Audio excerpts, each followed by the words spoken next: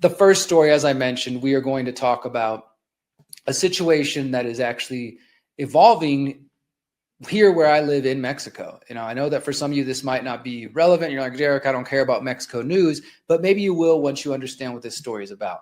So first off, let me say this. In Mexico, in the Constitution, there is a clause that says for indigenous communities, or original communities as they call them, the communities that are still indigenous, because despite conquering from the Spanish and wars, civil wars, revolutions, etc., there still are lots of indigenous people in Mexico, and most of it is concentrated in the state of Chiapas, and as well as the state I'm in Michoacan, which is central Mexico.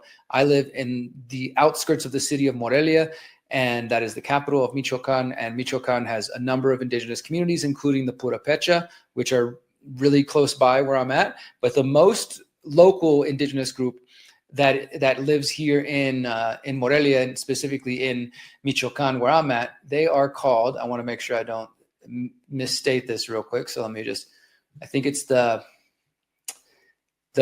Pirinda people, and it's them as well as another name. There's two names for them. They've been here for thousands of years, generations, and they actually never submitted to the Aztec. They did apparently form an alliance with the Purépecha people here. And so a lot of the people living where I live like literally on the outskirts of town, headed towards my land, are still Pirinda people, or at least they're mixed of indigenous people and of Spanish or Mexican locals. So in the Mexican Constitution, it says that indigenous communities can vote if they choose to become recognized as autonomous regions. This means that they would not be under the state government or the federal government or even the local government. They would be able to form their own government or their own governance models, whatever they choose. And that means they could decide, and they would have to just, take care of their roads, any sort of infrastructure they have. It's true freedom in the sense of, hey, the government's going to leave you alone. We're not going to bother you, but you got to police yourselves. You got to take care of yourselves. And that comes with a lot of responsibility. This is one thing I don't think so many people in the US and elsewhere, libertarian anarchists, really contemplate or think about. Something I've given a lot of thought to, that true freedom and true liberation, it takes a lot of effort. It takes a lot of work and time and energy. It's not just, okay, I'm free. Well, then now how do you protect yourself? How do you defend yourself? If you're not going to rely on or depend on the government or the cops, which many of us don't do that even as things are. And even here where I'm at locally, a lot of these people, they know that the government's not going to take care of them, whether that means give them resources, provide for them, defend them against the cartels or other criminals.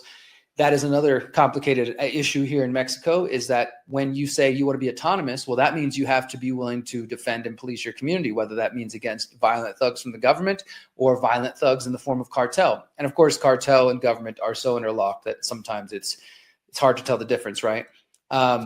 But that's a reality that a lot of indigenous communities have faced. And so the Pirinda people over here in a town called San Miguel del Monte, they have decided that they wanted to vote on whether or not to become autonomous, become self-governing. And literally I could walk out my house right now and go on a bike ride and I'd be in San Miguel del Monte. So this is literally right here in my neighborhood. They've actually voted yesterday, Sunday, as I'm recording this. Let me go ahead and hit translate real quick so you guys can see this. It says, disinformation campaign denounced in San Miguel del Monte, 3 days of consultation by self-government. Translation is not perfect, obviously, but I'm going to show you a couple others. San Miguel del Monte, denuncio campaña de desinformación.